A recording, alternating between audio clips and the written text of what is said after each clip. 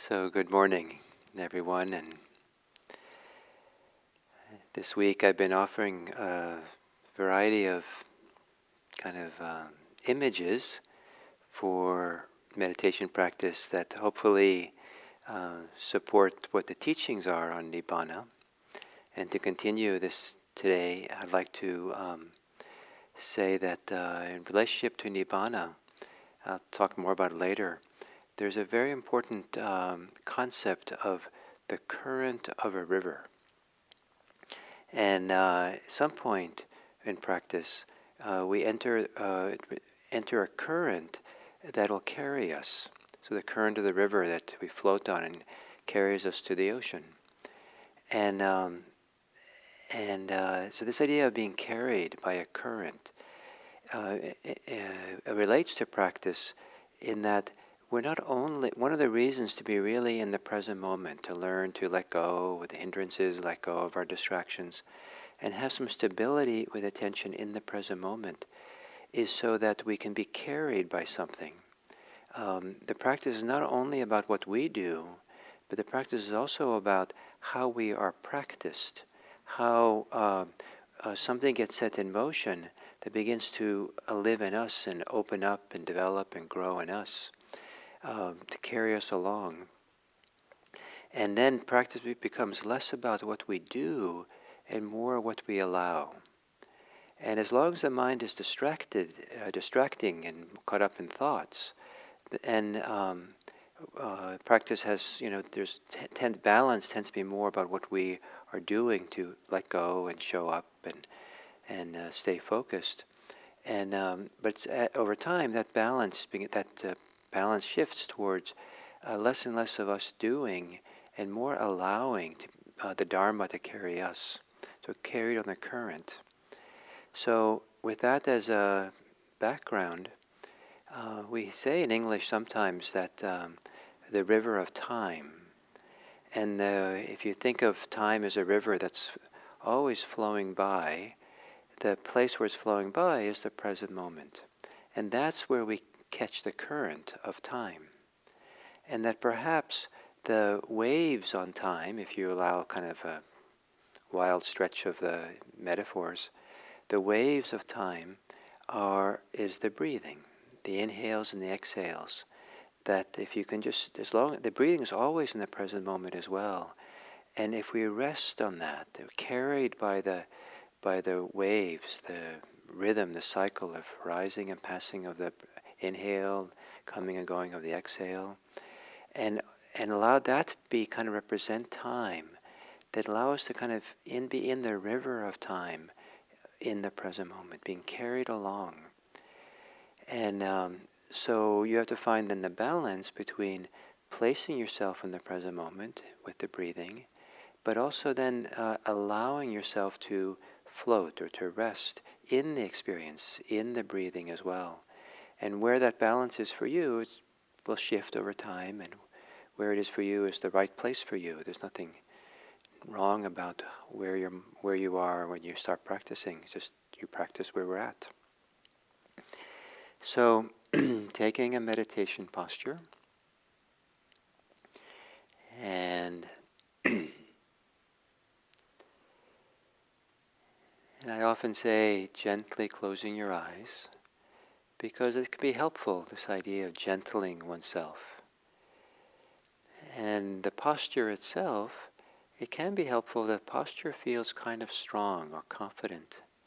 And those two can go together, a kind of confidence in our body, and also a gentling, a softening also.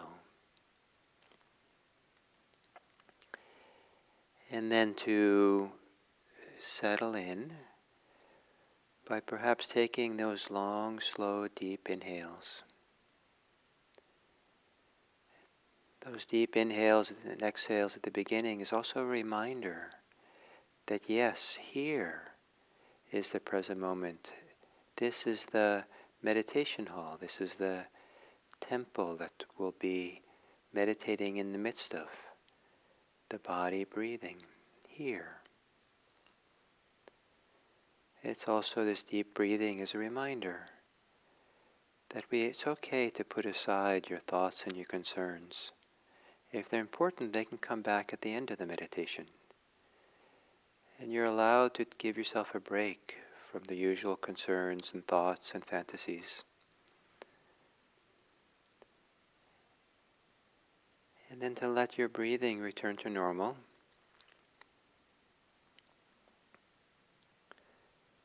And to relax your body. On every exhale, for the next few exhales, roam around your body to see where in your body you can soften, relax.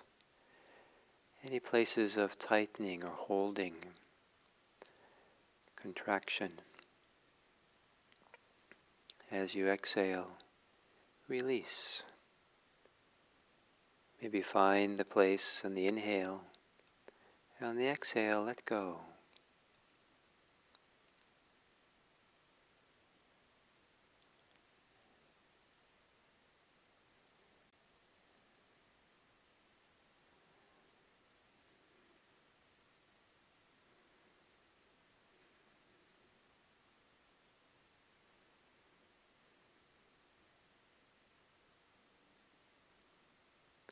Softening the belly.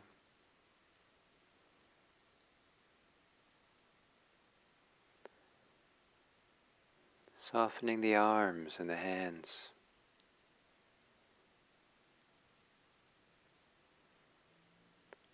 Releasing any tightness in the legs and the feet, the hip joints.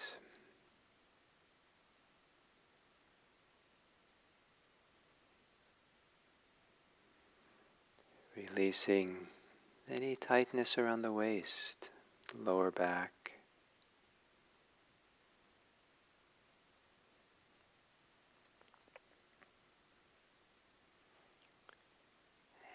And wherever you in your body associate with your thinking, maybe in the head, maybe the thinking muscle can be relaxed. Any tension or tightness that might be associated with thinking, being concerned about things. As if the brain is a muscle.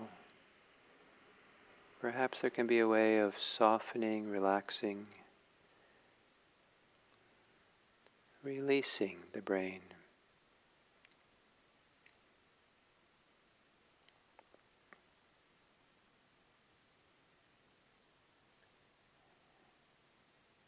And finally, perhaps, just perhaps, you can evoke a little bit of contentment in just sitting here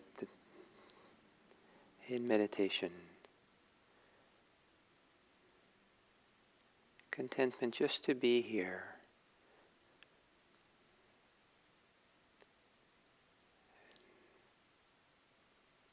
It's quite a significant event to sit, to be mindful of our experience. It's one of the most profound things a person can do, is to enter the doorway of the present moment.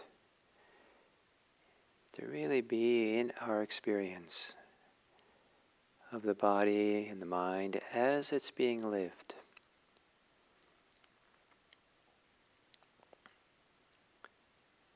To be in the current of time is to be in the present moment with how things unfold.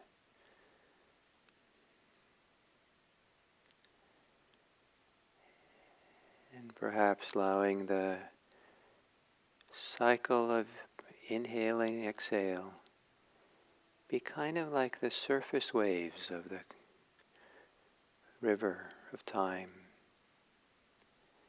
And allow yourself to float, be carried on the ups and downs of those waves, gentle waves.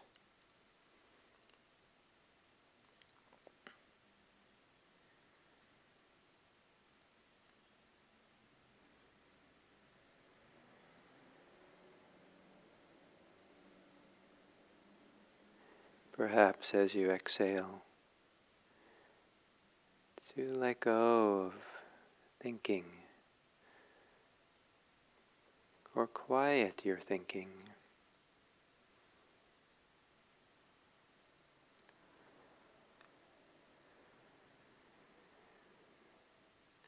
being lifted by the inhale and settled with the exhale, floating in the current, floating in the river of time as things unfold. And you might notice from time to time that you step out of the river. If you start thinking about what happened or become too abstract in your commentary or judgments,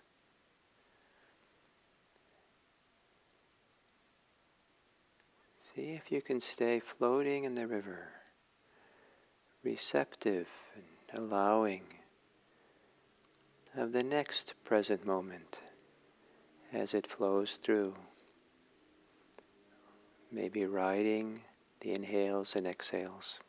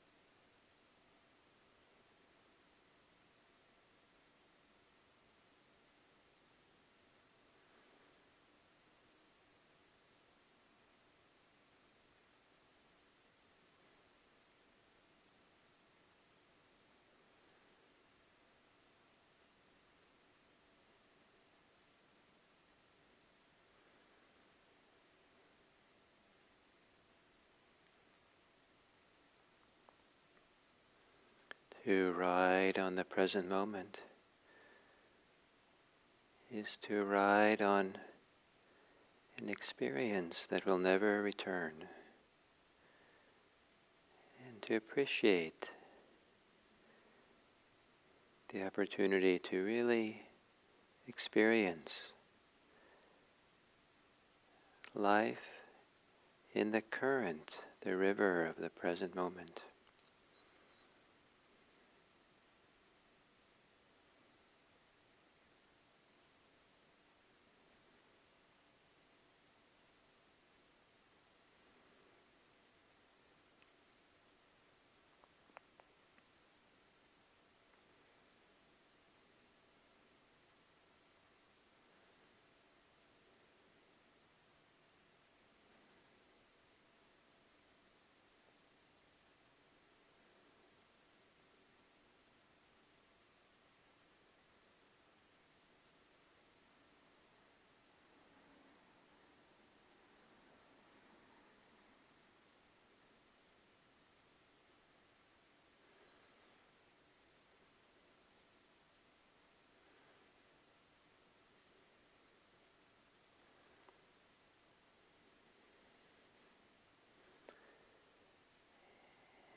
And then the ability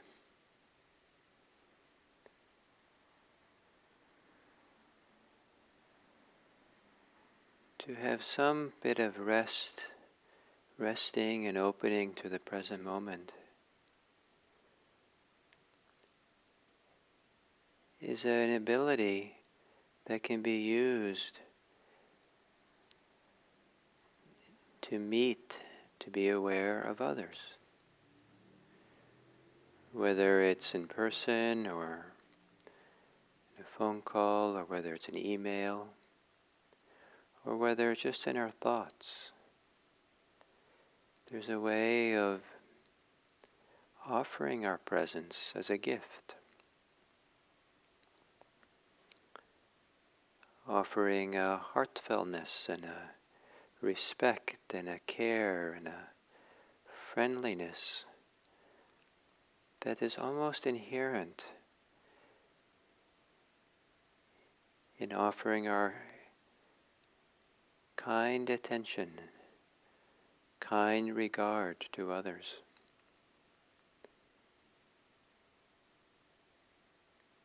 And this ability to sit in meditation and settle down a bit, become calmer a bit,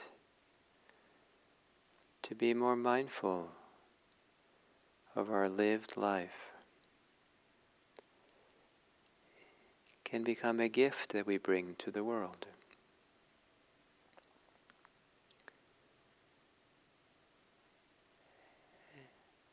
To be able to enter the world with gift-bestowing hands, gift-bestowing hearts.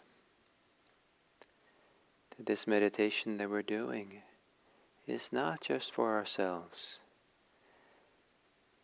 but to really open up fully in the current of freedom, is to realize that we also do it for others.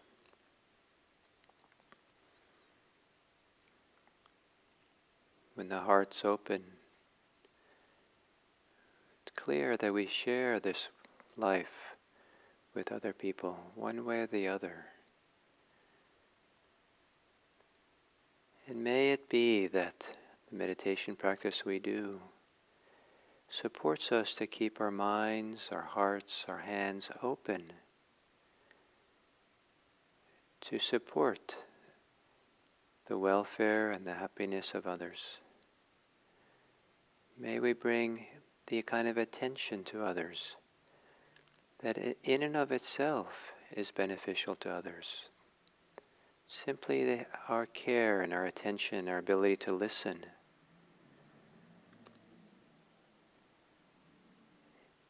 can grow from doing this meditation practice. May it be that we meditate for the welfare and happiness of all beings. May all beings be happy. May all beings be safe. And may all beings be free.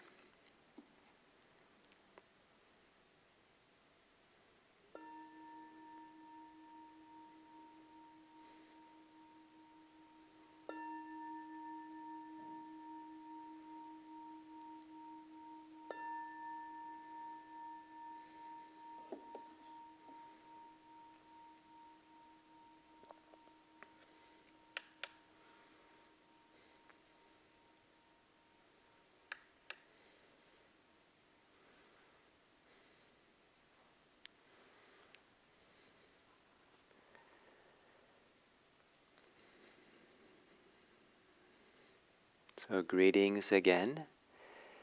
And this will be the last of the 5 talks on Nibbana, Nirvana in Sanskrit.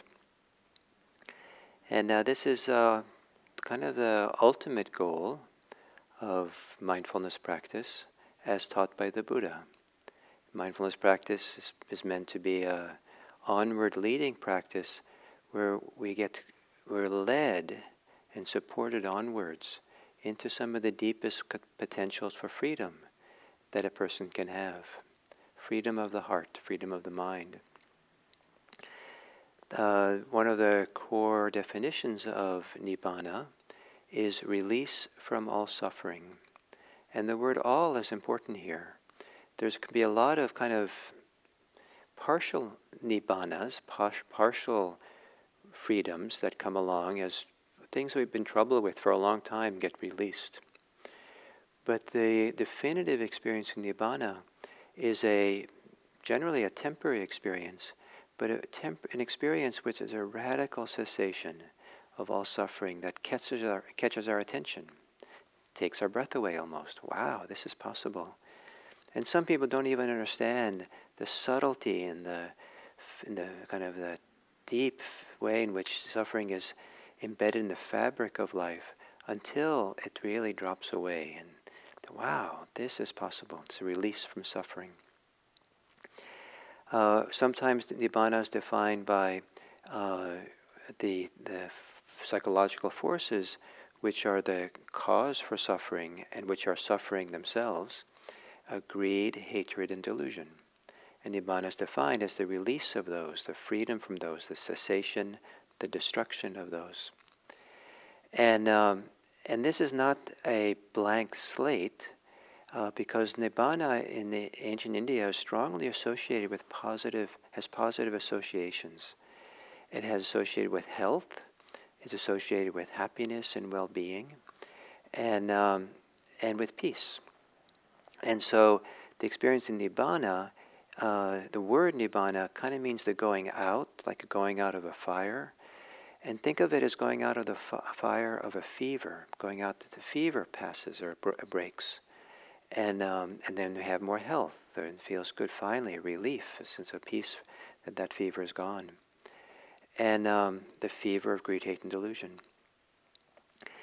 We often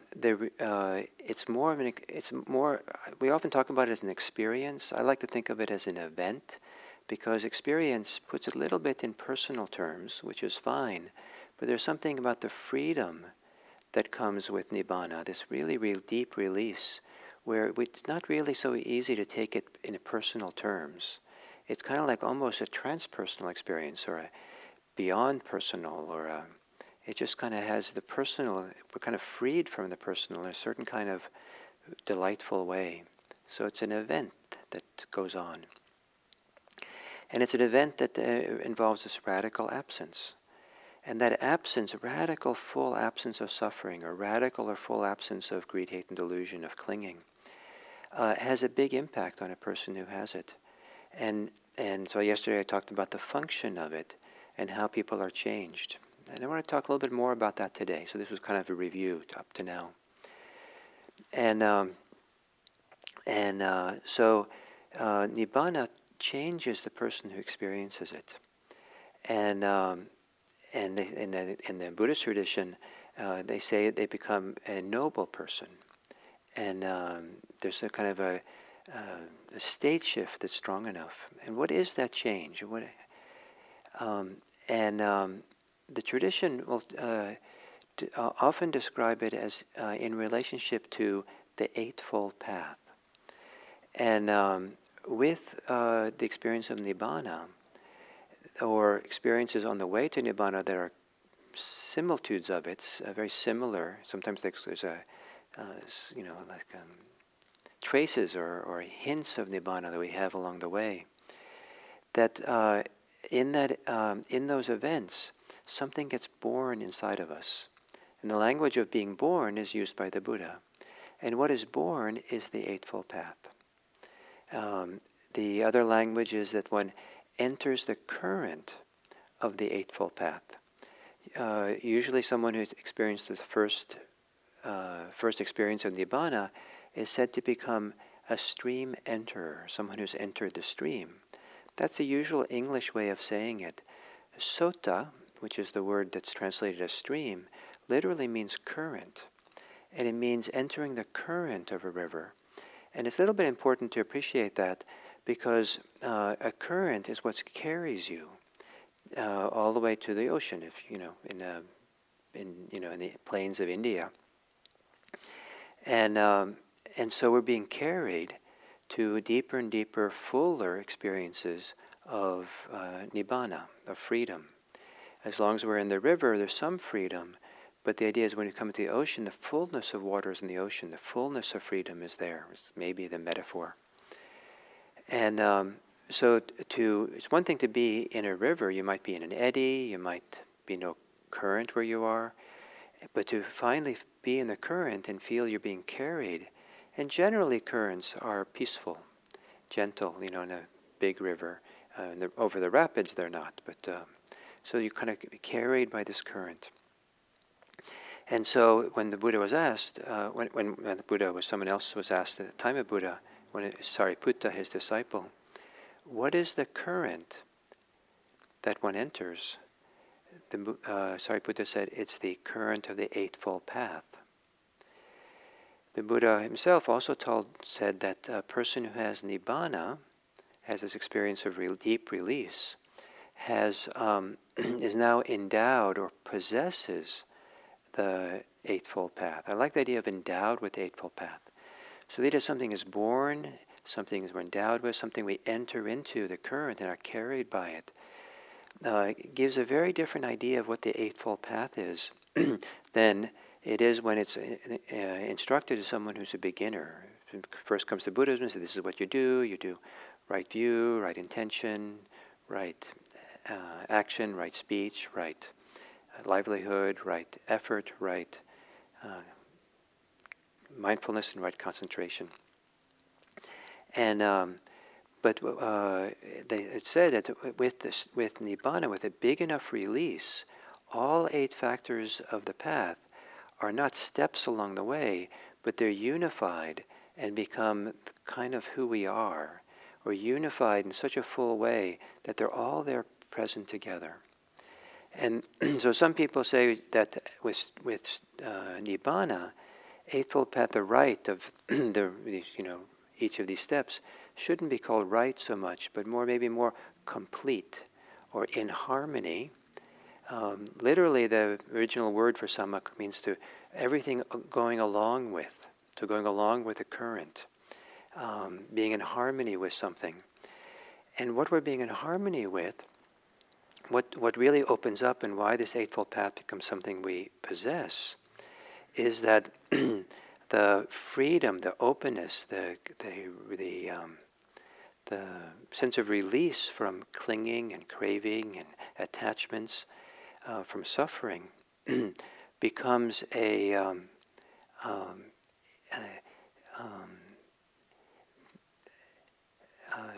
then a person kind of naturally lives by the Eightfold Path. To not live by it, to live wrong view and wrong intention and wrong action and all these things, requires some clinging and attachment and holding on. But when all that's gone, what comes out of that, the Buddha talked about someone who has Nibbana has virtue, has noble virtue. There's a sense of noble samadhi, noble wisdom that comes from that. There's a sense that there's a sense of integrity, or a place inside, a knowing inside, of a kind of completeness, a kind of freedom, a kind of absence of clinging, that itself protects us or teaches us or guides us to avoid messing that up, soiling it with attachments and clinging and unethical behavior. And so there's a reference point inside for being ethical, for being settled, for being free. And it's phenomenal to have this reference point. And so in the Eightfold Path, as many of you know, it begins with right vision, or actually usually say right view. someone who has the experience of Nibbana now has a vision of what is possible. And that vision is some degree, is a memory of how full that release is. But when the experience of Nibbana is full enough, that vision is kind of ever present, available, ever available in the present moment. This vision of freedom, the sense and feeling of release, of the cessation of suffering, of freedom. And it's that vision of that possibility, or that vision of that potential, that sets this, creates the foundation for all the other parts of the Eightfold Path. That's why the right vision, right view, is first on the path. And it seems that when the Buddha first was teaching the Eightfold Path, the Noble Eightfold Path, he was teaching it for people who had an experience of Nibbana. In fact, it's been pointed out now by many people, including the ancient commentators, that they don't say it, but that the expression Noble Eightfold Path is not quite the right translation of the Pali, the original wording of it. The original meaning is the Eightfold Path of the noble ones, the Eightfold Path of those who have some degree of freedom. And so we possess it, we're in the current of it, of the Eightfold Path, and then someone who has the first experience of Nibbana, their task is to develop the Eightfold Path further. The Eightfold Path we develop before Nibbana, and all Eightfold factors of the Eightfold Path converge, that said, unite for the experience of Nibbana, for the release, the letting go, for the removing the fuel that keeps suffering going, and the fires of suffering going. And then once we have that experience, then we know what it's kind of all about, and then we develop the Eightfold Path further. We develop our intention, our ethics, our efforts, our mindfulness and concentration. In a sense, the practice is the same before and after Nibbana, but after Nibbana there's a new reference point for it that gives us kind of unshakable confidence. We know what it's about. And in a kind of, metaphoric way or a certain kind of symbolic way, the tradition sometimes will say that a person's practice begins with a significant enough experience of release, of freedom. And maybe that's true for some of you, that you've had some degree of freedom, some degree of letting go, of some clinging, some holding, that has given you inspiration, given you enthusiasm for and a vision of what's possible, that maybe can serve as a guide, as a support for your practice and what you're developing and growing.